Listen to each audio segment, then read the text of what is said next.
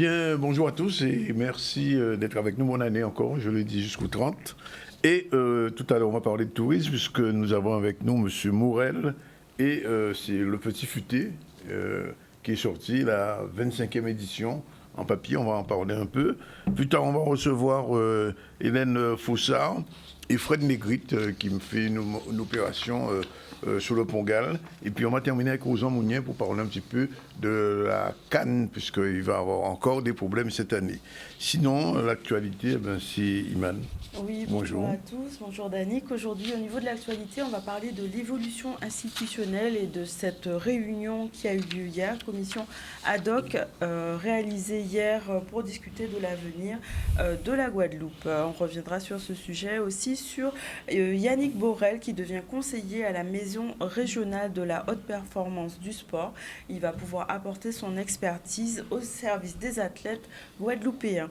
Il sera aussi question de l'économie et du carnaval caribéen, donc une analyse de ce temps fort de la Guadeloupe, de la culture au niveau économique et socio-culturel. On reviendra aussi sur le centenaire de cette dame, donc Madame Henry, qui célèbre ses 100 ans, symbole de longévité qui est de plus en plus d'actualité en Guadeloupe. Et on reviendra aussi sur le lancement du recensement, donc qui va débuter ce jeudi avec l'INSEE.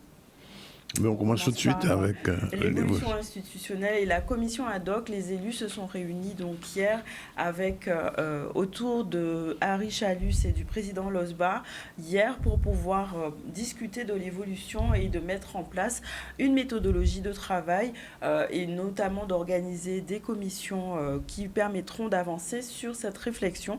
On va voir un reportage de Charlie Dagonia qui était à la résidence départementale. Nous sommes très satisfaisants déjà par le nombre de participants, pratiquement à 80%. Les membres de la commission ad hoc étaient présents, les parlementaires, représentants des maires et aussi les représentants de région et département. Le président de région y était. Et c'était l'occasion pour nous de mettre en place la méthode de travail qui a déjà fait ses preuves lors des précédents congrès. Nous avons défini 3 groupes. Un groupe qui va discuter de l'organisation liée à la fusion département-région. Un autre groupe sur le pouvoir normatif, les compétences, quelles compétences. Un autre groupe sur la fiscalité, puisque ce qu'on se dit, il faut bien connaître les flux entre l'État et les collectivités et quelle marge financière que nous pouvons avoir, puisqu'il faut vouloir des compétences, mais il faut pouvoir aussi donc, les assumer. Donc les différents élus se sont prononcés pour une appartenance dans chaque groupe. On va se revoir le 27 pour poursuivre ces travaux. Et le même jour, nous allons rencontrer également l'ensemble des forces politiques de la Guadeloupe. J'ai entendu dire que la région avait un congrès, il n'a pas fait de congrès. Ce n'est pas parce qu'on est président de congrès, on doit faire un congrès. Nous avons travaillé sur un document, vous avez vu dans les journaux, il y a une tribune. Aujourd'hui, le président Losbar a convoqué la commission ad hoc pour qu'on puisse mettre en place la poursuite des travaux suite aux résolutions. Et bien voilà, on a arrêté des mesures, on a arrêté des commissions à mettre en place, des personnes à rencontrer, ça s'est très, très bien passé. Et certains ont posé la question sur la tribune que j'ai fait concernant effectivement le pouvoir normatif, comme je l'ai dit. Je l'ai toujours répété, c'est la population, quel que soit l'article qu'on choisira pour la destinée de la Guadeloupe, c'est la population qui décidera où on va. Rien ne se fera sans la population. Nous sommes sur la même longueur d'onde, mais vous savez que ce sont donc des questions fondamentales qui nécessitent un large débat qui va se poursuivre tout au long de ces différentes réunions de la commission ad hoc. Et ce qui est surtout important, c'est que tout cela puisse aboutir à un congrès avec des résolutions, comme c'était le cas le 12 juin de l'année dernière, et après une consultation populaire, puisque nous tenons à ce que, quelles que soient les décisions que nous pourrons prendre, que cela soit acté et validé par le peuple. J'ai toujours été pour une évolution depuis 2003. Je l'ai réaffirmé à plusieurs reprises. Mais évolution par n'importe quel prix. Aujourd'hui, nous avons du retard. Il faut le rattraper. Nous travaillons dessus. Il y a une stabilité au niveau national actuellement. On a un ministre tous les 3 mois. Il faut que ça se règle. Et par la suite, en continuant ce travail, nous saurons quelle direction prendre, quelle direction proposer à la population guadeloupéenne. Prochaine réunion de la commission ad hoc, c'est le 27. Mais ce que nous souhaitons, c'est que dès le mois de mars-avril, en tout cas, au cours de ce premier semestre, que nous ayons un congrès conclusif qui va aboutir à la mise en place d'une loi organique de manière à concrétiser toutes les résolutions que nous avons pu prendre lors du dernier congrès. Alors je rappelle quand même que en ce moment, le Premier ministre français, M. Bayrou, a fait une déclaration de politique générale pendant à peu près 1h30. Sur la question de la retraite, il est resté un petit peu flou. Il a rassemblé, il a annoncé qu'il y aura une commission qui va travailler pendant quelque temps en conclave et essayer de trouver une solution parce que je rappelle quand même qu'avec le Parti socialiste, et avec le RN et les autres partis, la motion de censure est toujours en l'air comme ça, et on ne sait pas ce qui va se passer dans les jours qui viennent. Quoi qu'il en soit, le débat est ouvert à l'Assemblée nationale en France, et les questions statutaires de la Guadeloupe ne sont pas encore à l'ordre du jour en France, parce que au point où ça en est aujourd'hui en France, on ne sait même pas si le ministre qui est là en ce moment, Valls, le sera dans quelques semaines. Enfin, en tout cas, on va suivre cette affaire. Alors, on va parler un petit peu tourisme, puisque je vous l'ai dit, la dernière édition du Petit Futé est sortie. Monsieur Morel est là pour nous en parler. Combien de temps il faut pour faire un guide comme ça? Bonjour Danick, bonjour les auditeurs et téléspectateurs. On va dire un an. Un an. On travaille toute l'année. Là, j'ai déjà commencé à remettre à jour des établissements, pris quelques notes. Ouais. Voilà. Pour 2026 ? Pour le guide 2026, oui. Déjà, qui va sortir en novembre 2025. De toute façon, le guide sort en novembre 2025. Voilà. Ils sortent au mois de novembre pour les saisons à venir, pour les saisons qui sont à cheval. Donc pour nous, là, c'est 24-25. Oui. Et la prochaine, on commence doucement. C'est quand même un formidable travail, quand même, de récupération de données, oui, il faut aller à la pêche et des fois, on y va plusieurs fois parce qu'on a un établissement qui est ouvert, on prend les informations et puis, par malchance, cet établissement ne marche pas, ou le chef, pour un restaurant, le chef est parti, le directeur de l'hôtel est parti, et on refait parce que chacun met sa patte dans l'entreprise et les informations sont plus bonnes. Oui. Donc on essaye. Oui. Maintenant, on est à jour, on va dire, à 85-90%. Quand même. Parce que, oui, on est là toute l'année. Oui. Donc moi, je suis sur le terrain, j'ai l'auteur qui est aussi, donc on se concerte et on s'envoie des notes et c'est mis à jour par le biais de l'Internet. L'Internet est à jour beaucoup plus que le guide, parce que le guide les informations sont bouclées en septembre. Ah, quand même. Alors, de septembre à novembre, il peut se passer beaucoup de choses. Oui. Alors, qu'est-ce qu'on ne trouve pas dans le guide ? Je sais pas. Tout y est. C'est la Bible du touriste. C'est le guide du touriste. Tout y est. Il y a les bons plans restaurants, les bons plans hébergement, pour des randonnées, il y a les parcs de loisirs, il y a les excursions à faire. On a un cahier spécial Dominique aussi pour les escapades en Dominique. Non, il y a plein de choses. C'est une mine d'informations. Il y a 485 pages. Oui. Et donc, les touristes utilisent beaucoup ce guide ? On est dans le top 10 des ventes du Petit Futé, de l'édition Petit Futé, qui comprend plus de 800 titres. Ouais, on est devant la Martinique. Donc ce qui est quand même pas mal pour nous, puisqu'on doit être 7e, la Martinique est 9e. J'ai pas les derniers chiffres, parce que la vente Martinique par rapport aux événements qui se sont passés cette année, l'année dernière, c'est plus compliqué. Mais mais la Guadeloupe est aussi toujours dans le top 10 par Atout France des destinations touristiques. Oui. Et donc, un touriste qui arrive avec ça, il a tout. Il est censé tout avoir, s'il n'est pas trop difficile. Alors, il y a quand même une version numérique. Alors, pourquoi une version papier, une version numérique ? Parce qu'il faut prendre le virage. Le virage, on l'a pris il y a une dizaine d'années avec le numérique, mais il reste quand même encore des gens qui sont pro-papier. Qui tiennent encore au papier. Oui. On a, en chiffres, donc on est tiré à 30 000 exemplaires tous les ans, et on est aux alentours de 5 000 téléchargements. Ah, quand même. Oui, les gens téléchargent beaucoup, mais des fois, ils ont les deux. Oui.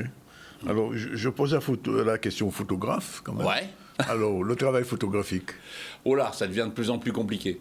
Ah bon, pourquoi ? Ouais, parce que les gens n'ont plus d'argent pour les photos. Ah bon ? Et on a du matériel technologique aujourd'hui que tout le monde a, c'est-à-dire un smartphone, et font leurs propres photos eux-mêmes. Alors c'est juste un métier qui est en train de disparaître alors ? Pas loin. Mais est-ce que le métier de journaliste va pas disparaître avec l'IA? Ouais. Hein? On se pose la question. Ouais. Nous aujourd'hui, on a des logiciels qui font qu'on repère l'IA. Donc tu ne peux pas écrire dans le petit futé avec l'IA. Hein? Mais il viendra un jour où on écrira par l'IA. On va prendre les informations sur tel établissement, WhatsApp, pas WhatsApp, ChatGPT, fais-moi un article sur Canal 10. Oui, 500 signes. Oui, et ça puis il va nous tirer 500 signes. Ça se fait déjà, hein. Non, mais bien sûr, ça existe, bien sûr. Mais tous enfin, pas tous, mais il y a des magazines qui ont des reportages de plusieurs pages où c'est tout l'IA qui le fait. Hein. Mais même en télévision, les montages, tout ça, se font maintenant avec l'IA. Oui. Oui, non, donc, mais on a des métiers qui vont être de plus en plus compliqués. Oui. C'est pas grave, j'arrive près de la retraite. Donc. Ah oui, donc tu veux dire que tu en sors. Je vais faire la jointure. Quoique la retraite, c'est un mot qui est banni de mon vocabulaire parce que j'ai eu une vie professionnelle compliquée. Donc. Alors l'autre question, c'est la question quand même de la publicité. C'est compliqué aussi. Il faut se défendre, il faut vendre le produit. Je vais pas, même là je suis à l'antenne, mais je vais pas pleurer. Le petit futé marche bien, est une référence. Et comme je suis le responsable de la publicité, mon chiffre n'est pas en baisse. Il n'est pas en baisse. Non. Alors, il y a quand même une question. Mais on a une valeur sûre. Oui. Pourquoi, alors on a Marie-Galante, les scènes de la Désirade. Pourquoi il y a la Dominique? Parce qu'il faut bien rattacher la Dominique. Mais il aurait pu avoir la Martinique. Comment? Il aurait pu avoir la Martinique pour la Dominique. La Martinique est un guide spécial. Oui. Il y a le guide Martinique. Il n'y a pas un guide Dominique. Il n'y a pas de guide Dominique. Pas encore. Pas encore. Là, on a fait la Barbade il n'y a pas longtemps. Hein, on a une personne de chez nous qui est partie en Barbade et qui a fait un guide de 250 pages. Hein, qui a la valeur de celui de Saint-Martin-Saint-Barth. Hein. Donc peut-être un jour on fera la Dominique. Mais moi je ne parle pas anglais, donc c'est pas moi qui vais le faire. D'accord. mais c'est un guide effectivement qui est intéressant. C'est-à-dire que avec ça, un touriste qui part de France ou d'Angleterre ou des États-Unis. Le touriste qui arrive en Guadeloupe avec le petit futé. Où est-ce qu'on le trouve? On le trouve dans toutes les maisons de presse, les FNAC, les relais H dans les gares et les aéroports, les grandes surfaces. Et puis, on peut soit le télécharger sur la boutique petitfuté.com ou le commander en papier et on vous l'envoie par la poste. Ah, carrément. Oui, absolument. On a la boutique sur petitfuté.com. Oui. Donc, théoriquement... si je veux aller passer un week-end à Marie-Galante, j'ai de quoi là? Absolument. J'ai des amis qui partent le week-end prochain, ils étaient en panne d'informations, je leur ai donné un guide à chacun. Ah bon? Et ils ont découvert des adresses, le temps du déjeuner, ils ont découvert des adresses. Qu'est-ce qu'il y a le plus dedans? C'est les restaurants? Honnêtement, je ne sais pas. Ou les hôtels?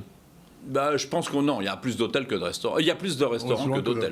Mais après, dans les hébergements, on a quand même pas mal de gîtes, on a pas mal de choses comme ça.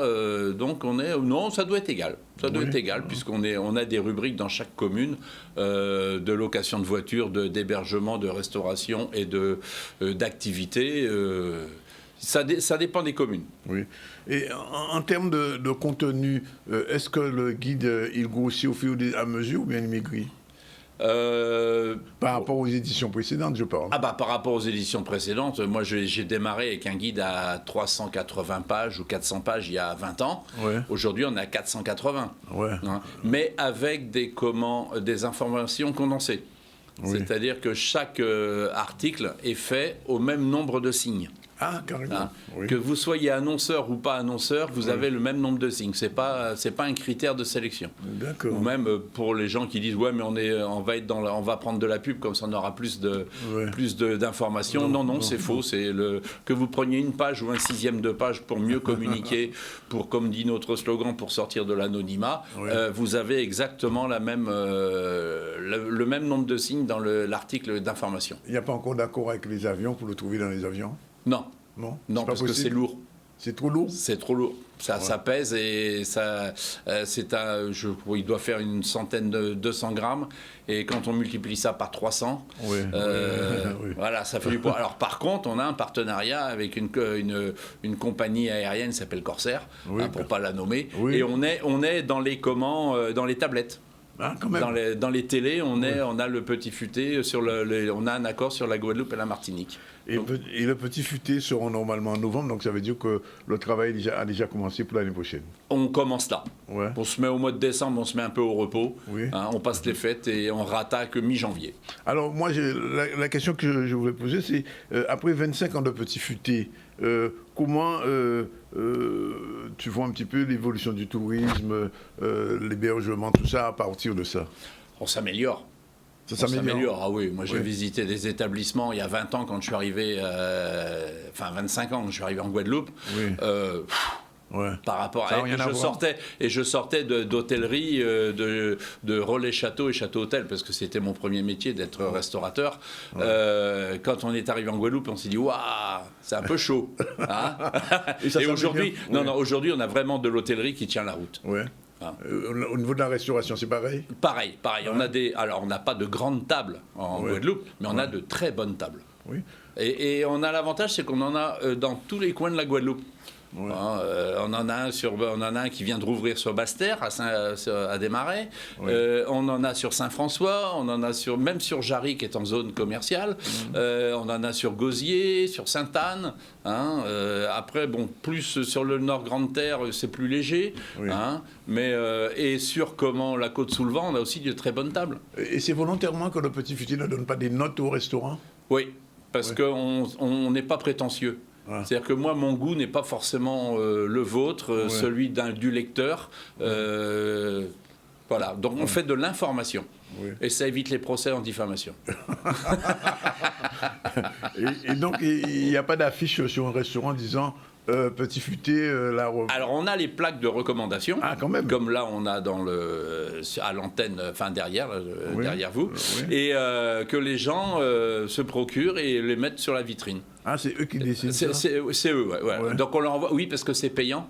Oui. Donc c'est soit ils l'achètent, soit ils l'achètent pas. Oui.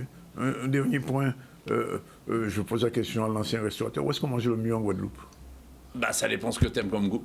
Voilà. Moi, j'ai pas découvert, mais j'ai redécouvert quelqu'un qui est dans la mouvance qui s'appelle Jimmy Bibrac, Oui. pour pas lui faire de pub. Oui. Mais j'ai remangé il y a 2 mois, mais magnifique. C'est bon? C'était magnifique.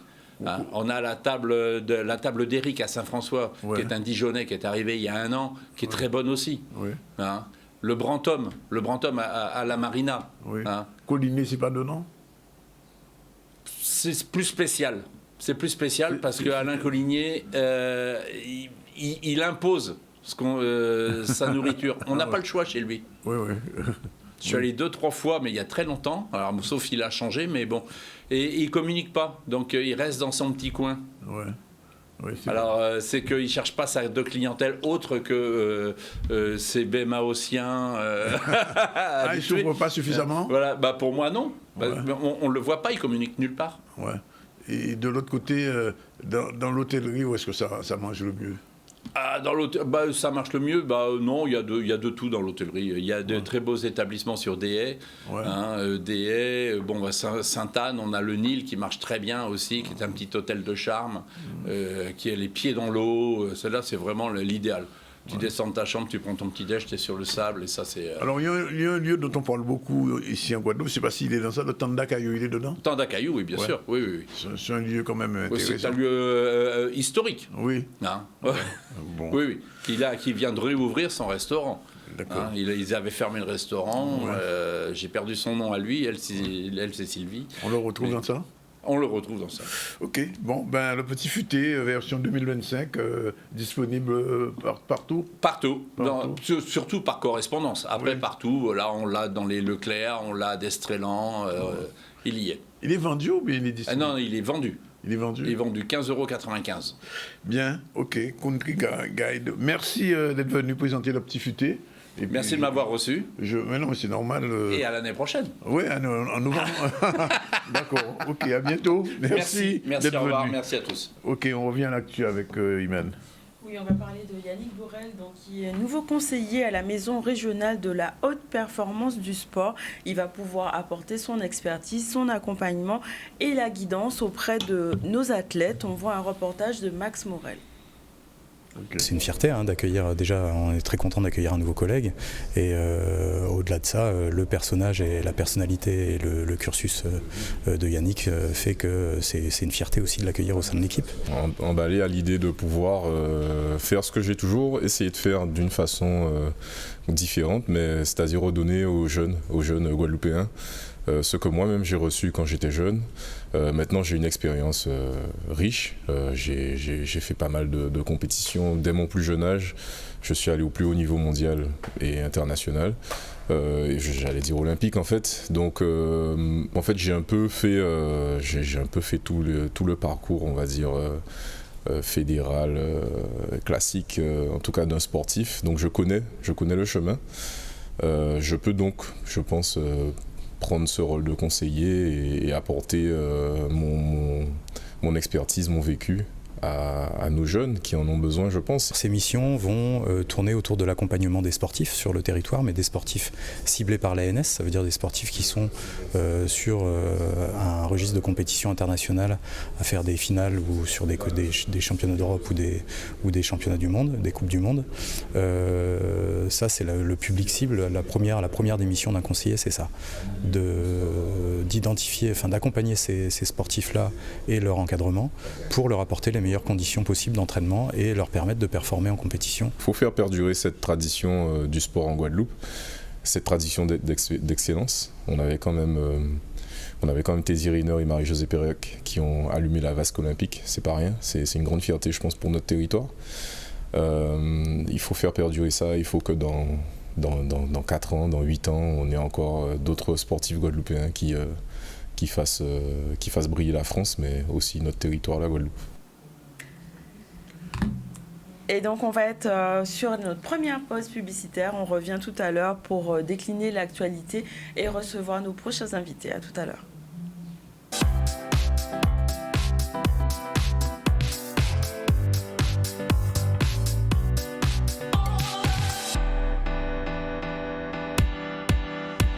Nos prochains invités sont déjà là. Hélène Foussard, bonjour. Bonjour. Nubians et Fouad Legrid, bonjour. Bonjour. Président du GPNI. On rappelle un petit peu les infos rapidement avec Iman. Oui, on a vu la commission ad hoc qui a eu lieu hier concernant l'évolution institutionnelle. Donc, ils ont pu mettre en place une méthodologie pour pouvoir travailler ensemble. On vient d'aborder le sujet de Yannick Borel, donc, qui est nouveau conseiller à la maison régionale de la haute performance du sport. On viendra parler d'économie et de carnaval et aussi de notre centenaire, Madame Henry. On reviendra aussi sur le lancement du recensement par l'INSEE à partir de jeudi. Bien, alors on va parler un petit peu des Nubians. Bonjour Hélène. Bonjour Danick, merci de me recevoir. Qu'en deviennent les Nubians? Les Nubians vont bien, les Nubians sont là, nous là, ma sœur est à Paris, moi je vais essayer de placer un peu mon créole pendant l'interview, là tu vas rigoler, mais j'apprends, c'est comme ça qu'on apprend. Moi vive côté Guadeloupe maintenant. Ça fait 4 ans que tu es ici. Ça fait 4 ans. Oui, et ça va? Ça va. Oui, tu t'es adapté? Je crois que j'ai toujours été adaptée. Je demande. Voilà, donc avec beaucoup de bonheur et ce qui me permet de vivre mes 2 passions, oui. La musique et les arts du soin. Et donc, j'ai vu que tu emportes un petit album, enfin un petit disque qui est sorti discrètement. Ouais, je t'apporte un petit collector. Celui-là, il est sorti en fait en 2010. Oui. 2010-2011. Mais il n'a pas été distribué en France ni en Europe. En fait, on est artiste indépendante, les Nubians, depuis 2007. Oui. Et donc, on a créé notre label, notre société de production. Et donc, voilà quoi. C'est pas évident en tant que label indépendant, si tu veux, de couvrir le monde entier. C'est compliqué pour un label indépendant? C'est beaucoup plus difficile qu'une major, c'est clair. Tu n'as pas la même force financière, tu n'as pas la même force de promotion, tu n'as pas la même force de distribution. En plus, à un moment donné où on faisait la transition dans le monde de la musique entre le marché physique, vendre des disques, et les streamings et tout ça. Donc ça a été une période assez compliquée à envisager, mais du coup, on est sorti, cet album est sorti dans le reste du monde, sauf l'Europe.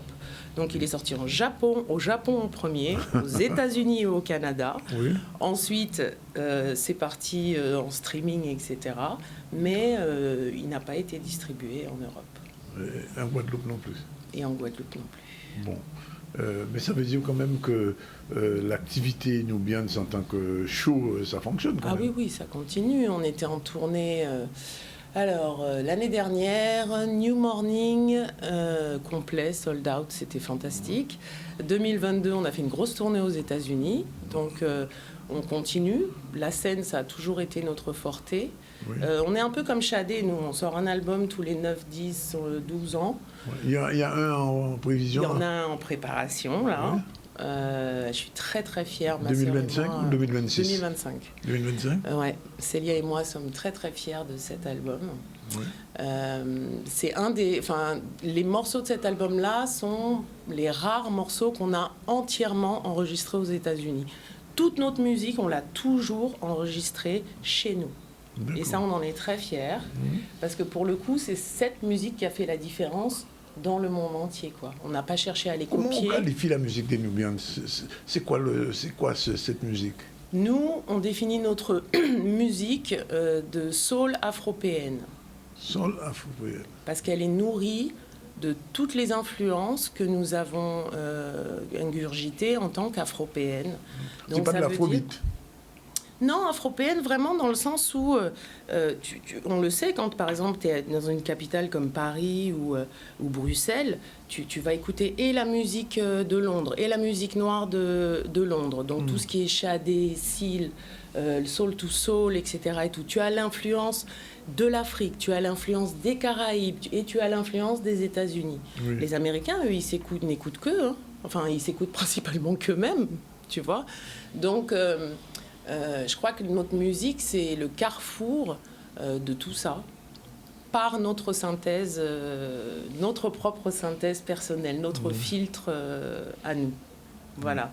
On a essayé de chanter dans plusieurs langues aussi, pour montrer la diversité de l'identité noire. Ça, c'est quelque chose qui nous intéresse depuis le début. C'est pour ça qu'on s'est appelé les Nubians. On a choisi un terme rassembleur, mais aussi qui nous amène dans le temps, pour réfléchir justement à c'est quoi être noir en fait. C'est quoi cette identité noire, où est-ce qu'elle naît, comment elle évolue, comment elle se déploie, quelles en sont toutes les branches. Et nous, on a essayé de visiter ça. Et les Nubians se passent bien en Afrique? Très bien. Oui.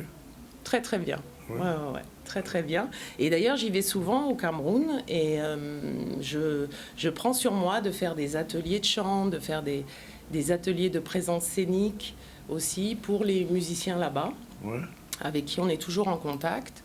Et je fais aussi, parce que c'est juste normal en tant qu'aîné, c'est notre culture qui est comme ça, de soutenir les jeunes artistes et de les aider avec mon networking à pouvoir faire ce qu'ils ont à faire, en fait.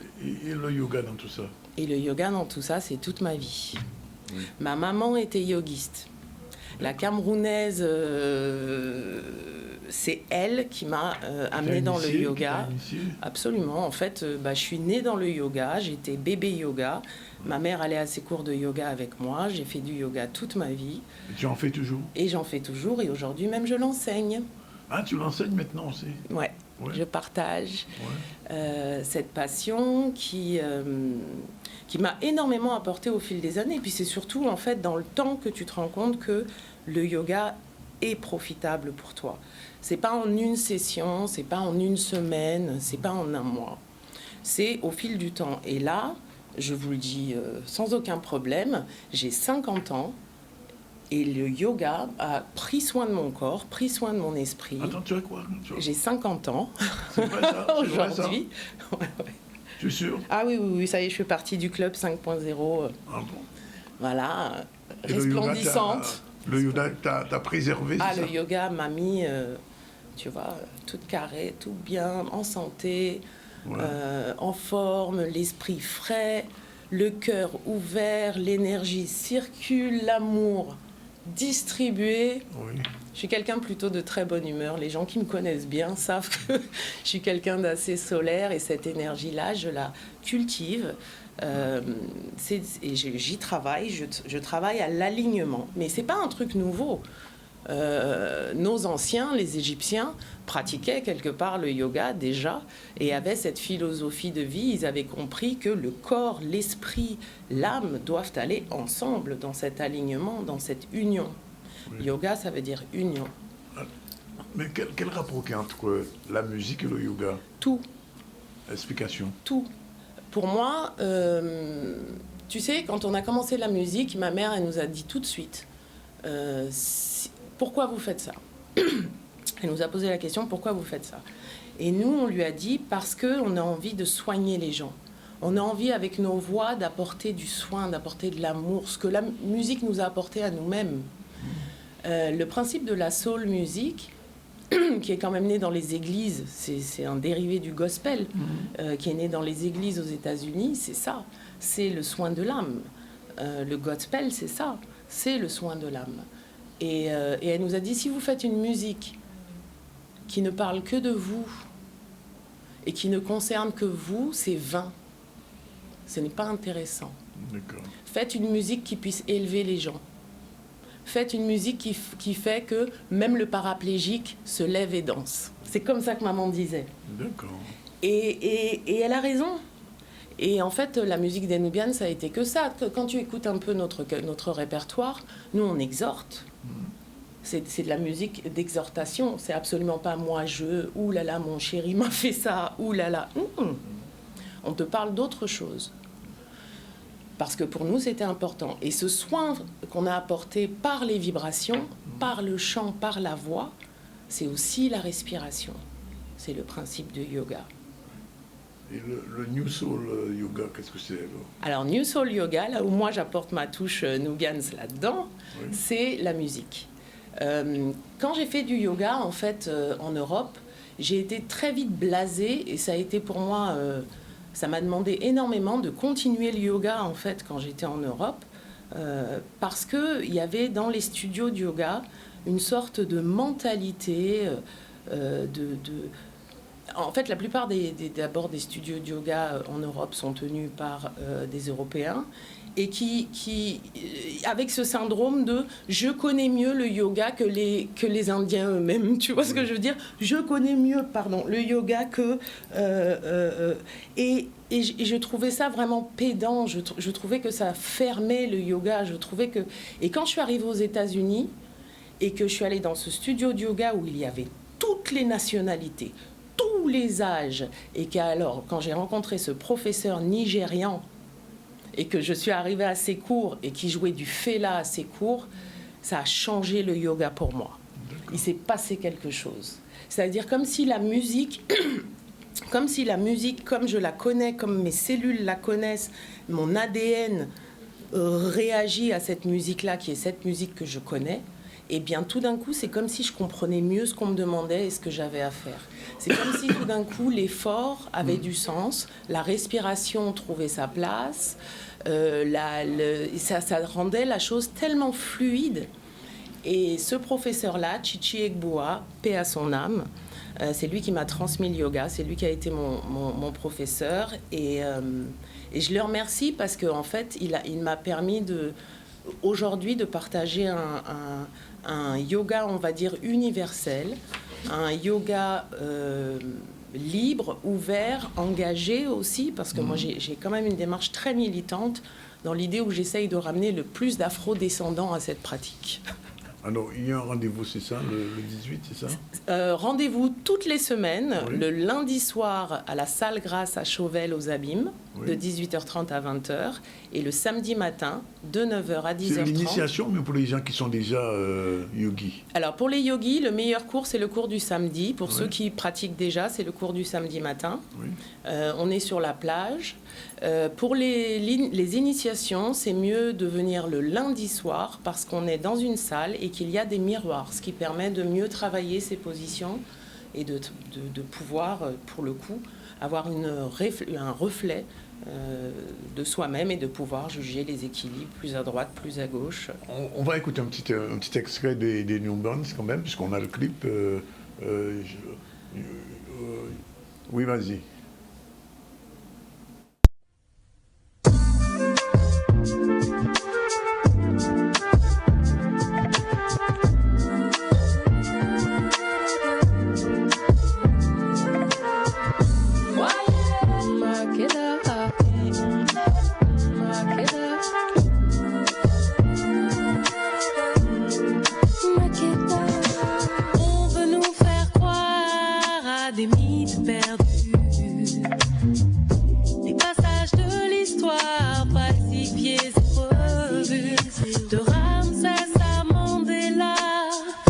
de vérité tue.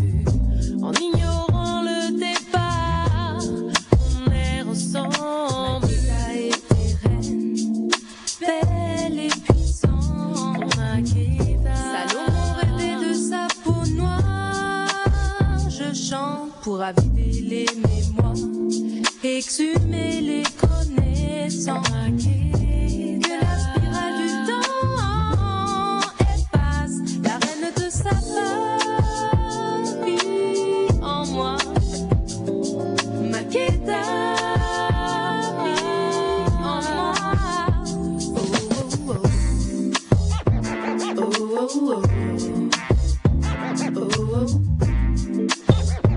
Oh, oh, oh. Gravivons nos mémoires, il faut changer l'histoire. Elle part à la dérive, mes mots, non. Une dernière chose, on verra les Nubians sous scène un jour en Guadeloupe. Oui, ça arrive cette année. Surprise, C'est surprise. sûr? Oui. Dès que j'ai les dates, Danick, je viens te présenter okay. ça. On prend mot, comme on dit. Nous, on prend mot. Ouais. On ne va pas quitter le domaine. On va parler un petit peu de l'indianité avec Fred Negrit, puisqu'il est président du GPLI. Le yoga, ça vous dit, monsieur Negrit? Je confesse que j'en ai même fait dans une vie antérieure, j'en ai même fait un peu, du Hatha Yoga. Hein. Oui. Bon, mais j'avoue que je suis un peu raide maintenant. Ah bon? Ouais. Mais c'est une science qui est tout à fait intéressante et effectivement, cela permet de se maintenir non seulement en forme du point de vue physique, mais je pense au-delà du physique. Le mental aussi? Oui, absolument. Oui, c'est important. Alors, donc, on va parler un petit peu du Pongal, puisque c'est une fête. Alors, pour les gens qui ne savent pas, il faut expliquer ce que c'est que le Pongal. Bon, alors, le Pongal, en Inde, c'est la fête de la moisson, en Inde du Sud surtout. Bon, dans le Nord, il y a d'autres noms comme Makar Sankranti. Enfin, mais dans tous les pays du monde, il y a une fête de la moisson. Bon. Et puis, ce qui est important pour nous, Guadeloupéens, c'est que les premiers immigrants indiens, lorsqu'ils sont arrivés en Guadeloupe, dans leur contrat, bizarrement, il était spécifié qu'ils ont droit aux fêtes de Noël, la Toussaint, l'Assomption, tout ça, et 4 jours pour fêter le Pongal. Oui. Dans leur contrat, je ne sais pas comment ils ont fait, voilà, mais et ils ont célébré pendant un certain temps cette fête qui est tombée en désuétude, à la fin du 19e siècle. Et puis, ça a été repris en 2013. Ouais. Et puis, depuis, nous la célébrons. Alors, c'est une fête agricole, quand même, au départ. Oui, absolument. Absolument. Alors, c'est vraiment la fête. Alors, en Inde, c'est la fête qui célèbre la moisson. Alors, ça ne correspond pas tout à fait à la moisson en Guadeloupe. Hein. Oui. Bon. On n'a pas de moisson. Bon, mais c'est pas grave. C'est pas grave. C'était un moment de repos peut-être pour les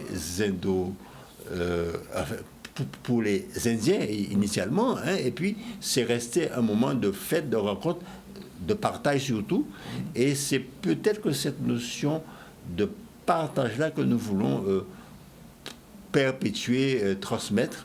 C'est pour ça d'ailleurs que nous avons appelé ces 2 jours de fête chez nous les journées de l'héritage. Hein. Un héritage qui dépasse largement les indo-descendants. Alors comment ça va se passer concrètement? Parce que c'est GPLI, ça va se faire. Voilà. Alors comment ça va se passer? Alors habituellement, c'est une fête qui est agraire, c'est une fête qui se passe dans la nature. Hein. Bon, mais pour des raisons... J'ai eu l'occasion de voir ça pour Louis une fois. Absolument. C'est extraordinaire. Absolument, absolument. Alors cette fois-ci, ça sera sur 2 jours. Vendredi, il y aura une conférence du professeur Moulouguéen qui aura pour thème la fête... enfin, ça sera, on va mettre l'accent sur cette fête en tant que fête de la diaspora et fête de perpétuation de l'héritage. Ça, c'est vendredi soir. Comme le professeur Moulouguéen est d'origine indienne, il va pouvoir très bien nous donner cette dimension, on va dire, dravidienne de la fête. Hein. Bon.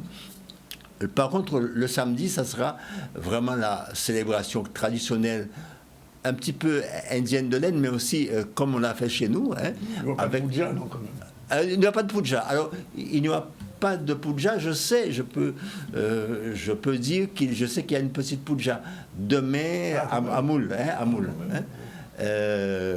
au temple Jacti, je peux le dire. Je sais aussi qu'à Saint-Claude, il y aura une petite puja faite samedi après-midi.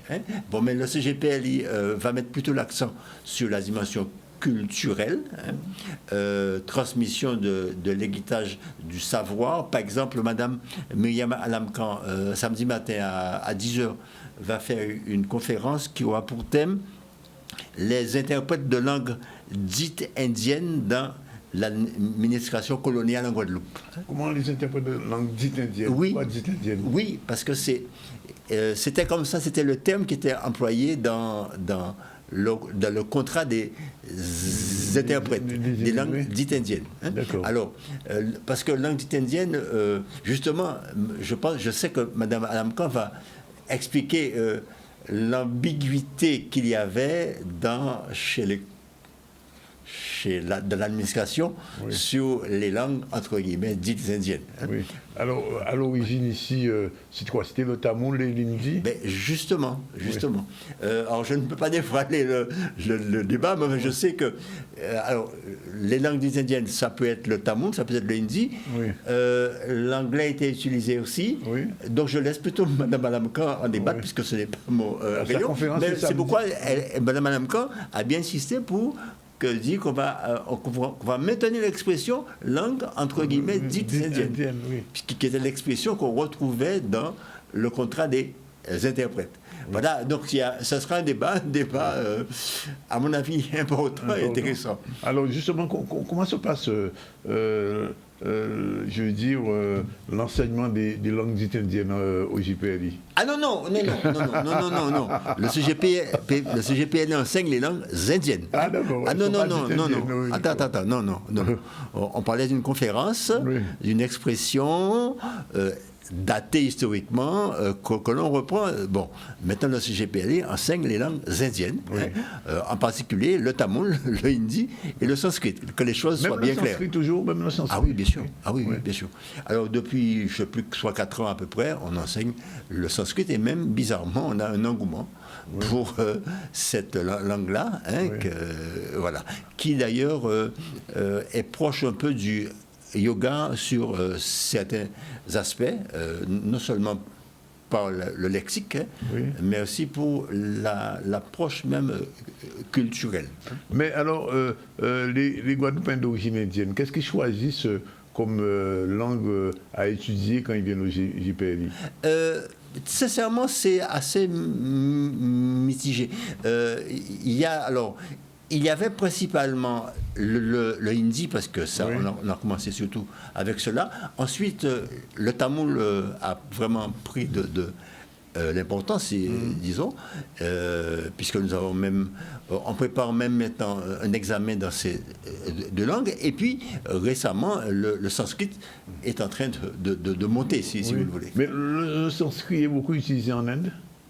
Non. Ça demeure une langue. Dans un cercle assez religieux, culturel. Ça demeure une langue du culte, certes. Ça demeure quand même aussi une langue de la connaissance, du savoir. C'est un peu l'équivalent du latin, si vous voulez, ou du grec.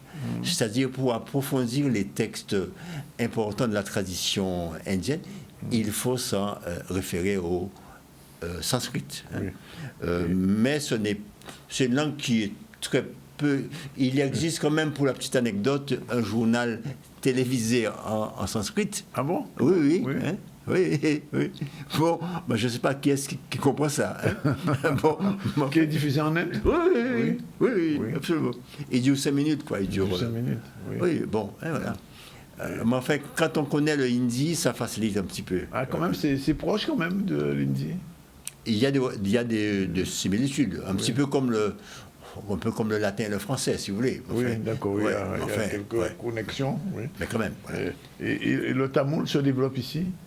Alors, le tamoul, oui, alors il y a de plus en plus un intérêt, j'allais dire, le tamoul, de toute façon, il est là, il existe, hein, mais il y a de plus en plus un intérêt, j'allais dire, pour l'approfondissement de la lecture et de l'écriture de cette langue. Et le CGPLI, c'est en cela que nous intervenons, hein, si vous voulez, puisqu'il y a une tradition déjà du tamoul depuis toujours, hein, chez nous. Maintenant, notre boulot, c'est plutôt de mettre l'accent un peu plus sur l'aspect écriture, l'aspect lecture, etc. Voilà. Parce que les Indo-Guadeloupéens qui sont ici, qui chantent un certain nombre de chants cultuels, ils le chantaient en tamoul, mais j'ai cru comprendre que c'était pas réellement du bon tamoul. C'est-à-dire que de plus en plus, en tout cas, il y a un retour. Alors, il y avait des mots qui étaient déformés, certes, mais de plus en plus, par contre, il y a notamment des jeunes, des jeunes, enfin jeunes de 30, 40, 50 ans, hein, mais enfin, des jeunes qui s'intéressent maintenant au tamoul et qui vont même en Inde, qui vont faire des formations, qui reviennent et qui maîtrisent relativement bien quand même le tamoul, je pense. D'accord. Hélène, tu parles un petit peu de tamoul? Pas du tout. Pas du tout? Pas du tout. Alors oui, effectivement, le sanskrit, c'est la base de l'enseignement du yoga. Tout est en sanskrit. Tout est en sanskrit pour le yoga? Toutes les noms, en commençant par le nom des positions. Le nom des positions en yoga classique, les noms sont en sanskrit. D'accord. Donc, quelque part, oui, effectivement, quand on commence le yoga ou quand on apprend le yoga et qu'on commence à y aller vraiment avec un désir d'apprendre cette pratique, on est obligé à un moment donné de parler un petit peu sanskrit, mais pas parler dans la conversation, mais en tout cas s'intéresser à la langue. Le vocabulaire, c'est ça. Voilà, s'intéresser à la langue, s'intéresser parce que effectivement, c'est une langue forte, classique comme le grec et le latin, et qui porte dans ses racines le sens et le sens et l'énergie de toutes ces positions qui font le yoga. Voilà. Et donc tu as pénétré un petit peu le sanskrit? Oui, un petit peu. Alors, quand tu viens à mon cours, tu vas te rendre compte que mon cours, c'est vraiment langage universel.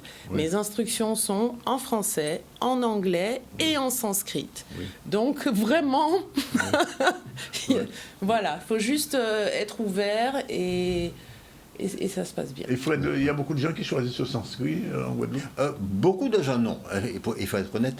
Mais il y a une sorte d'évolution. Hein. Je dis que maintenant, il y a de plus en plus de gens qui se tournent vers le sanskrit. Mais ça reste quand même une population discrète, hein, une dizaine de personnes, à peu près une quinzaine de personnes, si vous voulez. Mais enfin, ça, voilà. Hein. Mais le sanskrit n'a pas seulement un intérêt pour une langue de communication, ça n'a presque pas de sens. Hein. C'est plutôt une langue de la culture, hein, qui permet de mieux comprendre autre chose. Par exemple, pour mieux pratiquer le yoga, il vaut mieux avoir quelques bases, par exemple, pour le sanskrit. Bon, pour peut-être mieux appréhender certains rituels hindous, le tamoul, ça peut être utile. Pour peut-être mieux maîtriser certains rituels aussi, le hindi peut être utile, mais il n'y a pas que la dimension rituelique. Il s'agit pour le hindi et le tamoul aussi de langue de communication et d'échange. Et nous avons de plus en plus, par contre, de jeunes... Oui, parce que je vois souvent, il y a des... tu as des concours, et des gens qui gagnent régulièrement en tamoul. Voilà, et des gens qui veulent aller donc en Inde, qui veulent aller en Occident, qui veulent aller ailleurs, et avoir un bagage en tamoul. Par exemple, je peux dire que nous préparons actuellement un certificat de hindi, et on a aussi un liénage, un contrat avec une université de l'Inde du Sud, et on peut préparer aussi un diplôme dans cette langue qui était que la langue du culte, le tamoul, et qui devient maintenant une langue de communication, et c'est important pour nous. Bon, alors le rendez-vous, donc, c'est Alors, le rendez-vous le plus important, peut-être, enfin, il y en a deux. Vendredi soir, pour la conférence de monsieur le professeur Moulourienne, et samedi, on va dire de 9h à 13h, mais le moment important, ça sera autour de 10h, où on va faire cuire et déborder le riz du Pongal. Hein. Ah, oui, c'est le moment important. Oui. Et c'est... En fait, toute cette fête tourne autour de cela. Hein. Oui. Et voilà. Hein, donc j'invite tous les... Alors, il vaut mieux s'inscrire parce que, bon, pour que nous ayons une idée un petit peu du nombre de personnes. Mais le moment phare, c'est la cuisson du riz. Et bien sûr, le riz, après, il est servi, on le partage. Mais c'est d'abord un moment de communion, j'allais dire, autour d'un héritage qui, maintenant, dépasse largement celui des adolescents. D'accord. Le rendez-vous chez toi, c'est le lundi? Moi, le rendez-vous, c'est toutes les semaines, le lundi soir, de 18h30 à 20h, aux Abîmes à Chauvel, salle Grasse, et le samedi matin, 9h à 10h30, plage de Bas-du-Fort, ou salle Grasse à Chauvel s'il pleut. Oui. Ah, quand même. Oui, on prévoit, moi je prévois maintenant. Parce que il m'est arrivé de beaucoup annuler le samedi matin, maintenant j'annule plus. On change juste d'endroit. On se donne rendez-vous sur le groupe WhatsApp. À 7h du mat, je vérifie la météo. Ah, ça sera là-bas. Ouais. Tu es déjà en Inde? Non, ça fait partie des voyages que j'aimerais faire, ça. Ouais. L'Inde, dans ma liste, il y a l'Inde, il y a le Vietnam, pour aller faire un tour culinaire. Je veux aller manger au Vietnam. Ah bon? Ouais. Je vais aller aussi, j'aimerais beaucoup visiter Sultanat d'Oman, Tanzanie, je suis encore jamais allée. Ça sera déjà pas mal, après on verra. Bien, bon. Ben, rendez-vous, bon, les deux rendez-vous sont pris, et puis on attend le showcase. Eh ben, avec grand plaisir. Et puis, en tout cas, bon, les Nubians, on est sur Instagram, Facebook, YouTube, tout ça. Et la maison New, donc NU. Ah, tu m'as pas demandé Nu. Tu m'as pas demandé pourquoi la maison Nu. Nu, comme Nubian. Ouais, alors, Nu comme Nubians, NU pour New Universe, parce que nous, on est convaincus depuis longtemps que les équilibres mondiaux ont changé et qu'on est en train de vivre un nouveau monde. Et nu aussi dans l'idée que ce qu'il y a d'intéressant dans le yoga et dans toutes les pratiques holistiques, c'est de pouvoir créer en tant qu'accompagnant, de pouvoir accompagner en fait la vulnérabilité des personnes qui viennent justement trouver soin et s'élever, grandir, transformer. Il ne peut pas y avoir de changement dans l'être humain, dans la force, en étant dans l'ego. Et dans l'idée de nu, il y a se mettre à nu pour prendre soin de nous tous. Que dans cette vulnérabilité, c'est là, dans cette nudité quelque part de l'âme, que réside la place, l'espace pour pouvoir faire mieux, meilleur, soigner, réparer, modifier, transformer. Donc la Maison New, c'est cet espace qui est là pour que nous puissions ensemble prendre soin de nous tous. Ok, c'est dit. Ouais, bon, ben, rendez-vous vendredi, samedi, et toi, samedi et lundi. Oui. Et puis on attend la suite. Merci en tout cas d'être venu. C'est moi. Merci beaucoup pour l'invitation. Non, mais c'est normal. 13h31, et puis on prend notre dernier invité tout à l'heure, et on va finir l'information avec Imana tout de suite.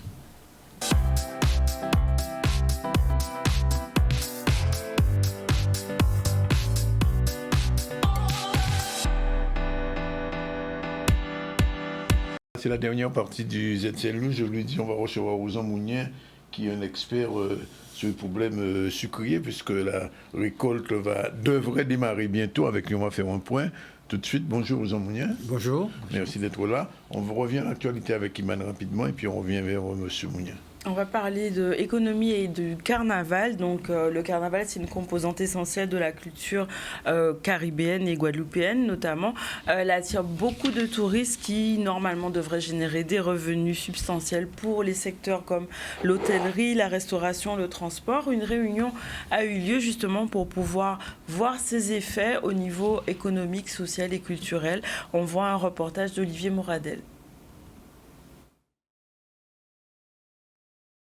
Tout le monde voit le carnaval comme un amusement en fait, sauf que nous on s'est rendu compte en fait qu'il y avait un réel impact économique du coup, et donc c'est pour ça qu'on a voulu faire la conférence et du coup inviter en tout cas des acteurs du carnaval pour pouvoir en parler et mettre en avant aussi cet aspect du carnaval. L'effet multiplicateur du carnaval est de 1 à 7. Ça veut dire que quand on dépense 1 euro dans le carnaval, ça rapporte 7 euros. On appelle ça en économie l'effet multiplicateur. C'est pas moi, c'est une étude de Calistat qui l'avait mentionné et je pense que finalement ça confirme un peu l'autre étude que j'avais menée, notamment dans l'esprit critique où j'avais utilisé une méthode de comptabilité nationale, ce qu'on appelle la macroéconomie, et où j'avais montré que l'impact économique, il est réel. Il y a aussi pas simplement l'impact économique, il y a un impact social, mais en plus un impact culturel inestimable. C'est une économie locale qui est certaine. Donc c'est vrai que les acteurs locaux et toutes les entreprises qui seront donc sur le territoire vont gagner par justement ce marché local. Mais je pense quand même que l'économie du carnaval en Guadeloupe devrait être pensée à plusieurs niveaux. Donc un marché local, mais aussi un marché international, caribéen. Pourquoi pas, pour qu'on puisse avoir vraiment une économie un peu plus riche et qui nous apporte plus largement. Nous pouvons faire des choses et faire que tout un chacun puisse, certains peuvent même vivre de ce carnaval, mais il suffirait que l'on mette en place les choses qu'il faut pour faire avancer ce carnaval, pour, je dirais, redynamiser encore plus ce carnaval qui est déjà assez... Mais maintenant, il faut le structurer, le mettre, parce que ce sont les autres qui justement gagnent sur ce carnaval, ceux qui viennent d'ailleurs, ceux qui vendent des billets d'avion, ceux qui vendent, etc. Mais il faut aussi que celui qui pratique le carnaval, qui fait le carnaval, puisse aussi avoir quelque chose et soulager, je dirais, ses dépenses, parce que comme je le dis encore, c'est le seul spectacle où ce sont les acteurs qui payent pour participer à ce spectacle. Donc il faut aussi qu'on pense aux acteurs de ce carnaval, qui sont les carnavaliers. Autour, on parle d'économie, de gens qui disent que c'est bien les voitures ambulantes, tous les magasins, etc. Et ceux qui le font. Il faut aussi penser à eux. Voilà, on va parler maintenant du lancement du recensement qui va commencer ce jeudi avec l'INSEE. C'est une démarche qui est essentielle pour collecter des données précises sur la population et elle est organisée tous les 5 ans. Une nouvelle façon de faire a été mise en place, notamment en numérique, de nouvelles méthodes dont on parle avec Charlie Dagonia. Pour l'année 2025, nous attendons, c'est évidemment un recensement qui se passe dans les meilleures conditions, de façon à ce que chacun compte pour les décisions publiques. C'est un recensement qui va démarrer ce jeudi dans plusieurs communes de Guadeloupe. Le recensement se passe sur Internet principalement, donc grâce à votre smartphone, votre tablette, vos ordinateurs. On peut aussi le faire sur papier. La Guadeloupe, 383 569 habitants en 2022. On a perdu sur la période 2016-2022 0,5% d'habitants en moyenne par an, ce qui correspond à 1750 habitants, et au total, ça correspond sur 6 ans à 10 500 habitants, l'équivalent de la ville de Saint-Claude. Donc on a perdu l'équivalent de la ville de Saint-Claude en 6 ans. Alors les nouveautés, le questionnaire internet déjà a été revu avec une ergonomie revue pour une accessibilité garantie sur tous les supports, donc que ce soit ordinateur, smartphone et tablette. Et aussi on a 3 nouvelles questions qui viennent s'ajouter au questionnaire individuel. Donc une première question sur le télétravail, la fréquence du télétravail. Une seconde question sur l'indicateur GALI, donc la limitation des activités quotidiennes, les personnes en situation de handicap. Et enfin, une dernière question sur l'origine des parents. La monoparentalité est beaucoup plus importante dans les départements et régions d'outre-mer. C'est un constat qu'on fait. Donc il faut savoir qu'un enfant sur deux, plus d'un enfant sur deux vivent dans une famille monoparentale. Donc c'est de l'ordre de 53% en Guadeloupe, 55% en Martinique, 52% en Guyane. Ce recensement permet de connaître la démographie, l'évolution de la démographie de la Guadeloupe, de savoir si la population s'accroît, si la population diminue, de savoir quelle est l'augmentation notamment du nombre de personnes âgées. Cette année, il y a de nouvelles questions qui vont être posées, notamment sur les difficultés dans la vie de tous les jours, qui vont permettre de mesurer surtout le nombre de personnes âgées dépendantes, qui permettra d'ajuster ajuster ou de prévoir les infrastructures pour les accueillir dans les années à venir. Ces nouvelles questions vont servir à compléter le recensement, à avoir des données plus précises à une maille plus fine de la population, puis ce sont des questions qui sont parfois déjà présentes dans les enquêtes ménages, mais à une maille plus importante.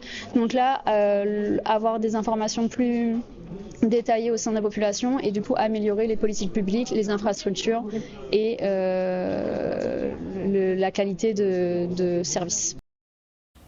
Bien, on va parler de récolte canière puisque nous avons avec nous un expert, Ouzan Mounien. Ouzan Mounien, première question. L'année dernière, la récolte s'est déroulée dans des conditions particulièrement difficiles. Est-ce qu'aujourd'hui, c'est un petit peu plus apaisé ou bien est-ce qu'on repart sur le même schéma? Théoriquement, on ne devrait pas repartir sur le même schéma, puisque je rappelle que la campagne sucrière 2024 est la pire et la plus catastrophique que l'on ait connue en Guadeloupe, où pratiquement 200 000 tonnes de canne sont restées sur pied. Donc ces 200 000 tonnes viennent s'ajouter à la production de cette année, et sachant évidemment que la campagne sucrière devrait vraisemblablement, de toute évidence, ou impérativement même, je dirais, s'achever au 30 juin, dans la mesure où Albioma, qui fournit de la vapeur à Gardel, arrête sa production au 30 juin pour se reconvertir essentiellement à la biomasse. Ouais. Donc, ce qui veut dire qu'il y a cet impératif-là, donc le démarrage début février. Alors, dans quel cadre le démarrage doit se faire? Bien entendu, il y a deux événements qui conditionnent le démarrage. D'abord, les NAO, oui, entre les syndicats d'ouvriers et les usines. Donc, oui, je crois que les NAO ont commencé. Et deuxième élément, c'est dans le cas d'Iguacan, la fixation du prix et des conditions de démarrage de la campagne. Oui. Bon. Alors, il y a un conflit latent sur la question de la détermination du prix de la canne. C'est pourquoi l'État, la région et le département ont mis en place, dès le mois d'avril, mai dernier, un groupe d'experts, nous étions 8, à travailler sur une réforme complète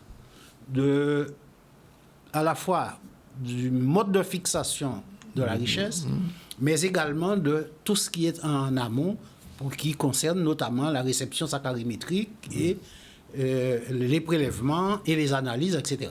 Donc, 8 experts ont travaillé d'arrache-pied et le rapport, nous l'avons remis début octobre.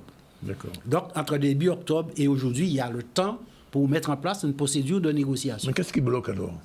Alors, je ne sais pas pour l'instant, puisque les négociations sont en cours. Oui. Mais le cadre, en tout cas les préconisations qui ont été faites, qui d'ailleurs ont déjà été reprises par la Réunion, qui s'est emparée de ce rapport pour en faire un outil de négociation. Donc, les préconisations qui ont été faites doivent créer un cadre de négociation plus sereine, oui, où les partenaires économiques que sont les planteurs et les usiniers doivent débattre des enjeux économiques, oui, à partir de propositions, à partir de chiffres qui sont concrets. Et pour redonner la confiance, il est nécessaire qu'il y ait une grande transparence dans les procédures et dans les techniques d'élaboration des coûts, des prix et des revenus. Donc, c'est pour cela que nous avons simplifié les choses en préconisant 3 formules. Une formule prenant en compte le sucre, une formule prenant en compte la mélasse, une formule prenant en compte la bagasse. Et bien entendu, il y a un autre aspect, c'est les résultats finaux doivent faire l'objet d'une discussion entre les partenaires pour savoir quelle clé de répartition des bénéfices éventuels. Voilà le cadre. Donc, si on part de ces éléments-là, il n'y a aucune raison pour que l'on n'arrive pas à un accord assez rapidement et que l'on démarre dans de bonnes conditions la campagne. Pourvu que d'un côté comme de l'autre, les partenaires fassent preuve de bonne volonté. Mais alors, quelle est la position de l'usinier sur cette question? Est-ce qu'il a participé aux négociations déjà? Non, mais les négociations sont ouvertes entre les parties. Oui. Donc, moi, je ne sais pas quelle est la position des uns et des autres. Oui. Mais en tout cas, ce qui est certain, c'est que normalement, compte tenu des délais qui nous sont impartis, ils auraient dû déjà aboutir à un accord. Alors, il y a une question quand même centrale qui se pose, c'est la situation des planteurs aujourd'hui. Est-ce qu'un planteur de canne aujourd'hui peut vivre de son exploitation? Un planteur de canne, parce que moi je connais des producteurs agricoles. Oui. Un planteur de canne est rarement quelqu'un qui vit uniquement de la canne. Uniquement de ça. Oui. C'est-à-dire pour qu'un planteur de canne vive essentiellement de la canne, il faudrait qu'il ait une exploitation, qu'il ait au moins 20 hectares de canne. Oui. OK? Donc, on ne peut pas encourager à développer une production agricole à partir d'une monoculture avec des planteurs qui ont 20 hectares, alors que ce sont des cultures qui, en finalité, aboutissent à l'exportation et ne participent pas à la souveraineté alimentaire. Donc, il faut quand même un développement limité. C'est pourquoi il faut des systèmes de production, et c'est comme ça que ça fonctionne.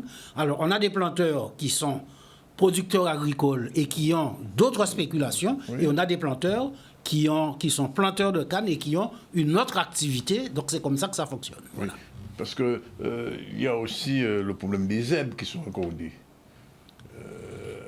À certains, je vois, on quitte la canne, on prend le cas de la banane par exemple, on voit bien que les aides, il y a beaucoup de producteurs de bananes qui profitent beaucoup de ces aides. Oui, en fait, dans l'agriculture, il y a tout un ensemble d'aides, mais ce n'est pas spécifique à la Guadeloupe, c'est toutes les agricultures du monde qui sont subventionnées. Quand on veut avoir une agriculture prospère, il faut qu'il y ait, disons, une intervention de la puissance publique. D'ailleurs, il n'y a pas que l'agriculture. On voit très bien que l'industrie, tous les secteurs économiques bénéficient de subventions. Oui. Alors, il y a deux types d'aides. Il y a des aides à l'investissement, replantation, création de parcelles nouvelles, création de structures, de bâtiments d'exploitation, etc. Et puis, il y a les aides pour permettre de soutenir les prix sur le marché. Puisque, et là encore, puisque nous avons par exemple des pays qui sont de gros producteurs avec des coûts de production marginaux et qui sont également des exportateurs importants. Donc, face à ces pays-là, il faut que les agricultures des autres pays soient soutenues par des aides qu'on appelle les aides aux produits. Et dans notre cas, c'est ce qu'on appelle les aides POSEI. Alors, ici, en Guadeloupe, par exemple, les aides POSEI profitent principalement à deux spéculations qui sont, la banane, deux, la canne. Voilà. C'est ça le problème, parce que je vois qu'en ce moment, les agriculteurs français qui coûtent un petit peu la Guadeloupe sont déjà en train de rouspéter, parce qu'ils ne sont pas du tout satisfaits de la politique agricole qui est faite en ce moment en France. Et je me demandais, est-ce que ça a une répercussion sur la Guadeloupe? Forcément, parce que l'agriculture française s'est restructurée autour de quelques grandes spéculations que sont les céréales et dans une moindre mesure la betterave. On a vu ce qui s'est passé pour le mercato récemment. Donc, ce qui fait que certaines régions, pratiquement, ont été abandonnées. Je pense notamment à l'ouest de la France, une partie du sud, où certaines spéculations sont en crise profonde. Et en réalité, ce sont les gros céréaliers qui tirent le principal bénéfice de l'agriculture, et le reste de l'agriculture a été externalisé en partie. Par exemple, aujourd'hui, l'Ukraine est le principal fournisseur de céréales de l'Europe. La Pologne est le principal fournisseur de sucre de l'Europe. Donc, il y a eu, disons, cette délocalisation de la production agricole, si bien que les petits paysans, les moyens paysans, ils souffrent, d'autant que les spéculations qu'ils font sont concurrencées par les produits qui viennent de l'extérieur. Et d'autre part, maintenant, il y a de nouveaux marchés, de nouveaux accords économiques qui sont en signature, ou qui ont été signés mais qui vont être appliqués. Je pense notamment au Mercosur, où on verra arriver sur le marché européen principalement de la viande bovine et certains céréales, notamment le soja, ce qui va entrer en concurrence avec l'agriculture française. Mais en ce qui nous concerne, il était notre principale difficulté ce n'est pas encore le Mercosur, encore que sur le plan du sucre, nous sommes menacés puisque nous avons déjà pratiquement perdu le marché de la Guyane au profit du Brésil. Et les Guyanais, eux, leur production de viande sera sérieusement concurrencée par la production d'un État voisin du Brésil qui est l'Amapá. D'ailleurs, il y a un discours un peu hypocrite de l'État français puisque au moment où je vous parle, la France est en train d'installer un laboratoire à Saint-Georges-de-l'Oyapock pour permettre justement de labelliser, d'estampiller les viandes qui viennent de l'État d'Amapá pour être vendues au Brésil. Nous, notre principal concurrent, ce sont les pays qui sont dans l'autre accord qu'on appelle les accords de partenariat économique. Ces accords de partenariat économique concernent dans la région la plupart des pays Centre-Amérique et Caraïbes. Et aujourd'hui, nos deux principaux concurrents, c'est le Costa Rica et la République dominicaine. Alors, le Costa Rica a déjà été épinglé par la FAO, la Fédération mondiale qui s'occupe de l'alimentation, et même par l'OMS, parce que c'est un pays qui utilise 20 des 22 pesticides les plus dangereux. D'ailleurs... Et pourtant, on achète encore en Guadeloupe des ignames de... Exactement, parce que je rappelle que le Costa Rica est en fait un champ d'expérimentation pour le groupe Bayer-Monsanto. C'est là qu'ils expérimentent toutes les nouvelles molécules.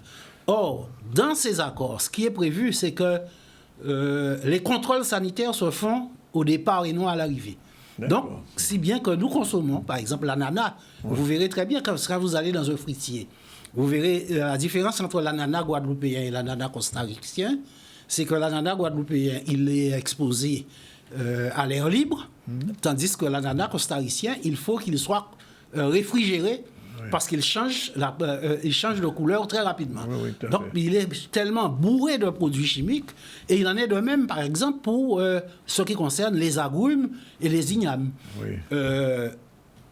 On a vu, aujourd'hui, on est confronté à un problème sanitaire, puisqu'on a importé, on a utilisé comme semence des plants, des ignames qui venaient ou de République dominicaine ou de Costa Rica, qui ont créé un désordre écologique au sein de la flore guadeloupéenne. Et aujourd'hui, pratiquement toutes les variétés ignames guadeloupéennes ont des maladies.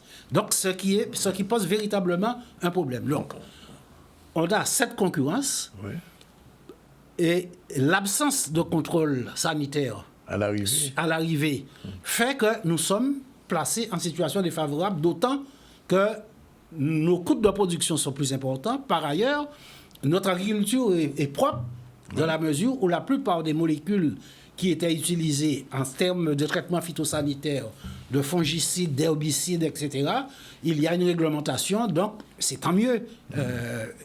On en utilise de moins en moins et nous avons une agriculture qui est de plus en plus propre en Guadeloupe, donc ce qui fait que le fait d'investir dans la durabilité nous place en position défavorable par rapport à la concurrence internationale.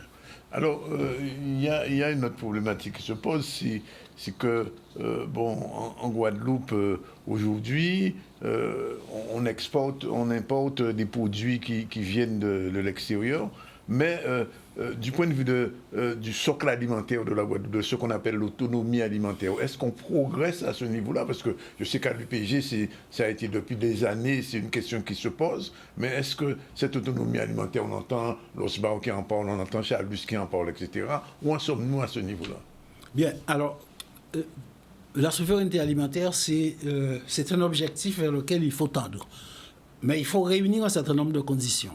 Aujourd'hui, nous avons des handicaps, mais nous avons des atouts. Nous avons des atouts dans la mesure où nous avons du foncier disponible, mais qui est mal géré. On a... C'est le conseil départemental qui gère à peu près... pratiquement 15 000 hectares. 15 000 hectares. OK.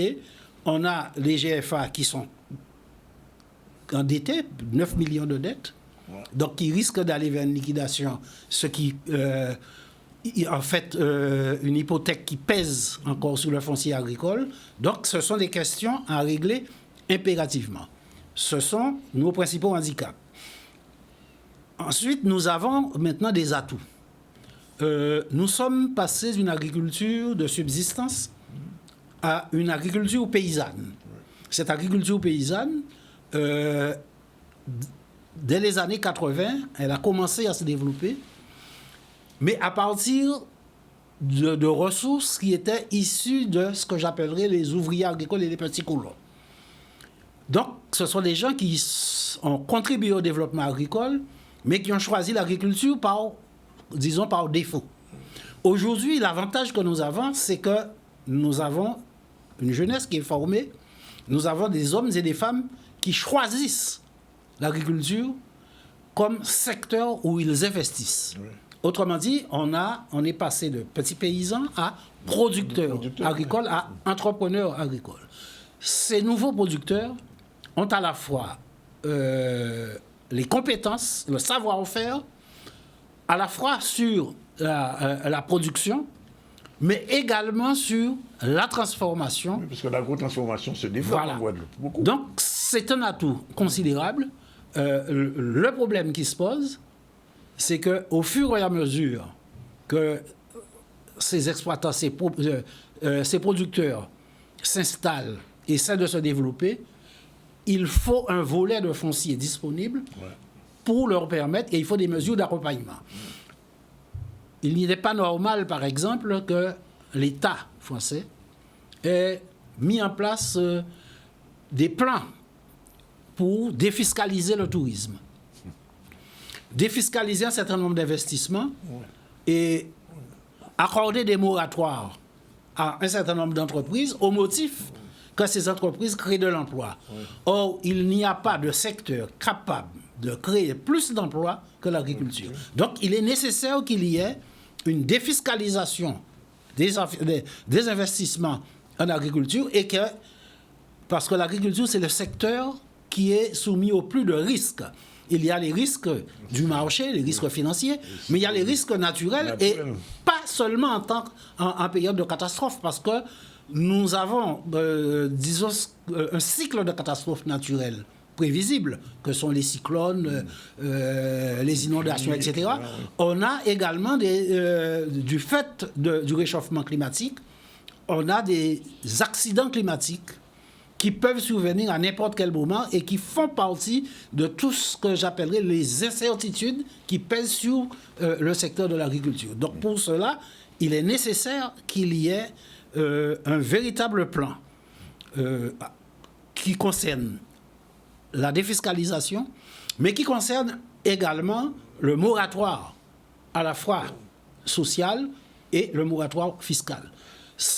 Avec ces conditions-là, on pourra avoir une agriculture qui va se développer en prenant comme pivot les secteurs traditionnels, que sont la canne et la banane, mais en l'articulant avec d'autres spéculations, mais dans la recherche de produire pour satisfaire le marché intérieur et accéder à la souveraineté alimentaire. Et je vous pose la dernière question. Aux Amouniens, vous êtes un expert.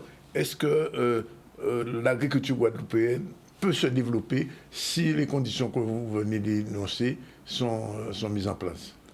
Alors, bien entendu, il y a l'environnement social, l'environnement fiscal, mais il est évident que le cadre institutionnel et politique est un élément fondamental parce que nous n'avons pas de pouvoir de négociation ni avec les pays qui sont dans le partenariat, les accords de partenariat économique, ni avec le... Je prends le cas par exemple du Brésil.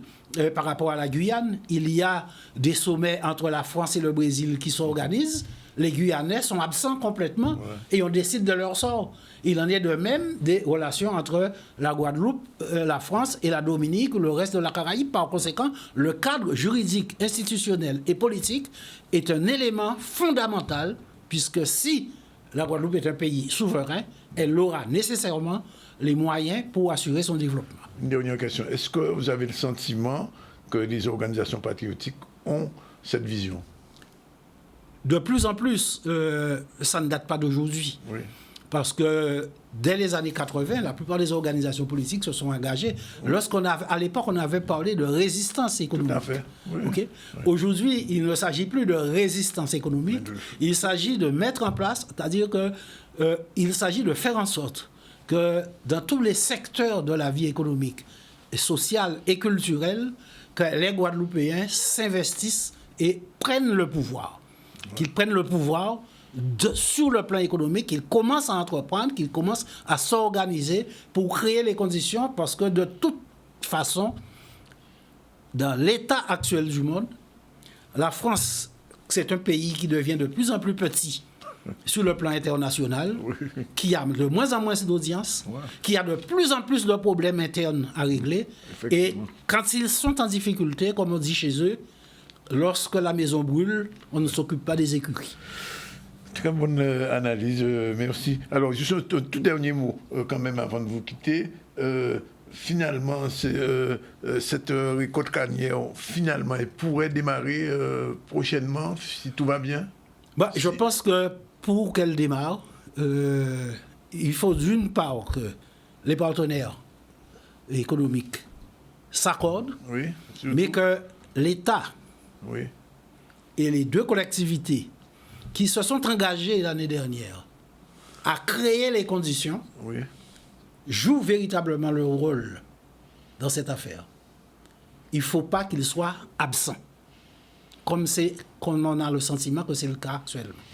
Il y a une commission ad hoc hier et on n'a pas parlé d'agriculture. Enfin bon, ok, merci en tout cas pour cette première venue. De toute façon, on sera obligé de vous faire revenir dans quelques temps parce qu'il va falloir suivre ça, puisque on sait que c'est au mois de novembre qu'il y aura des élections à la Chambre d'agriculture, c'est ça? Non, c'est à la fin de ce mois. Ah, c'est à la fin de ce mois, Bon, on verra un peu ce qui en sortira. Puisque c'est que l'UPG aussi est candidate. Je pense que toutes les organisations syndicales d'agriculteurs sont dans la campagne. Oui, on verra ça. En tout cas, merci pour cet éclairage toujours nécessaire d'un expert qui connaît bien et qui maîtrise bien ce sujet. Merci d'être venu et ce ne sera peut-être pas la dernière fois. Voilà, il est pratiquement 14h04. On a pris un petit peu de retard, bien sûr, mais c'était intéressant et normal qu'on donne la parole à Rosa Mounier. Rapidement, le rappel des titres. Rappel des titres, on a parlé de la commission ad hoc justement qui a eu lieu hier avec la mise en place des différentes structures pour pouvoir parler de l'évolution institutionnelle. Il était aussi question de Yannick Borel qui a pu acter son nouveau poste de conseiller à la maison régionale de la haute performance et du sport. On a vu cette réunion qui parlait d'économie et de carnaval caribéen et on n'a pas pu voir la centenaire dont on parlera sûrement ce soir au journal. Sinon, on a reçu Gilles Morel pour son petit futé. On a reçu Hélène Foussard, fondatrice de la maison nue pour le yoga. Et puis Fouad Negri qui nous a parlé de la fête du Pongal qui aura lieu très prochainement, c'est-à-dire vendredi et samedi. On se retrouve demain pour une autre édition du ZCL. On vous remercie aux Amouniens. Et vos éclairages sont toujours de grande qualité, vraiment, vous, un spécialiste. Faut tenir au moins 10 aux Amouniens. Bref, voilà, c'est fini pour aujourd'hui, 14h05. La réalisation a été faite par Yann. Et on se retrouve demain à la même heure pour une autre édition du ZCL. Merci, Iman. Merci à vous. Merci, Rosan. Ok, très bon.